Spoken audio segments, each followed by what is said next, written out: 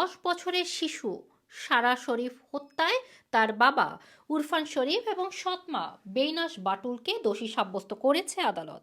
সারা শরীফের হত্যাকাণ্ডে তার বাবা 43 বছর বয়সী উরফান শরীফ এবং সৎমা 30 বছর বয়সী বেইনাস বাটুলকে মোট 73 বছর কারাদণ্ড দেওয়া হয়েছে। একই হত্যার সাথে প্রত্যক্ষভাবে জড়িত থাকার অপরাধে সারার চাচা 29 বছর বয়সী ফয়সাল মালিককেও দোষী সাব্যস্ত করা হয়েছে। সারার শরীরে 70টিরও বেশি আঘাতের চিহ্ন পাওয়া গেছে, যার মধ্যে মেরুদণ্ডে 11টি ফ্র্যাকচার, গরম লোহার দিয়ে সেক দেওয়া, একই সাথে পোড়া দাগ, গরম পানি দিয়ে শরীর পুড়ে ফেলা এবং সারার শরীরে দাঁতের কামড়ের চিহ্ন ছিল। সারা এই আঘাতগুলি দীর্ঘদিন ধরেই শরীরে বহন করছিল। 2023 সালের আগস্টে সারার লাশ তার বাসভবনে পাওয়া যায়। প্রসিকিউশন জানায় দীর্ঘদিন সহিংসতা এবং নৃশংস নির্যাতনের ফলেই তার মৃত্যু হয়েছে। সারার হত্যাকাণ্ডের পর শরীফ পরিবার ব্রিটেন ছেড়ে পাকিস্তানে পালিয়ে যায়, কিন্তু 2023 সালের সেপ্টেম্বরে তারা দুবাই থেকে লন্ডনের গ্যাটউইক বিমানবন্দরে পৌঁছালে পুলিশ তাদের গ্রেপ্তার করে। প্রসিকিউটর বিল এমলিস জানায় সারার শরীরে পোড়া দাগ, ভাঙা হাড় এবং কামড়ের চিহ্ন পাওয়া গেছে। শিশুটির ওপর ধারাবাহিক এবং গুরুতর নির্যাতন চালানো হয়েছিল।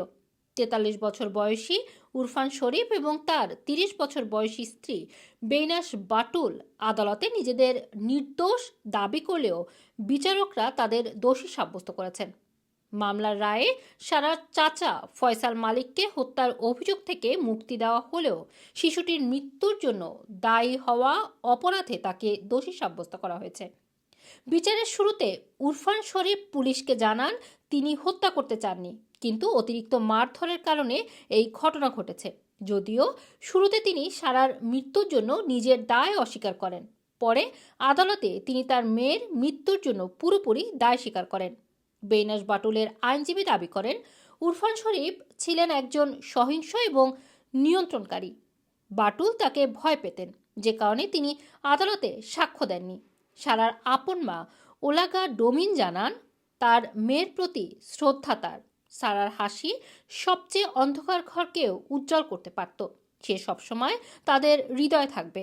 তার হাসি তাদের জীবনের উষ্ণতা নিয়ে আসবে।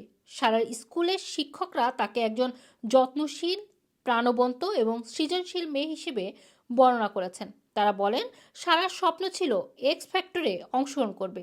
এই হৃদয় বিদারক ঘটনার পর সারার ভাই বোনদের ভবিষ্যৎ নিয়ে প্রশ্ন উঠেছে। যাদেরকে পাকিস্তানে নিয়ে যাওয়া হয়েছিল তাদের যুক্তরাজ্যে ফিরিয়ে আনার প্রচেষ্টা চলছে।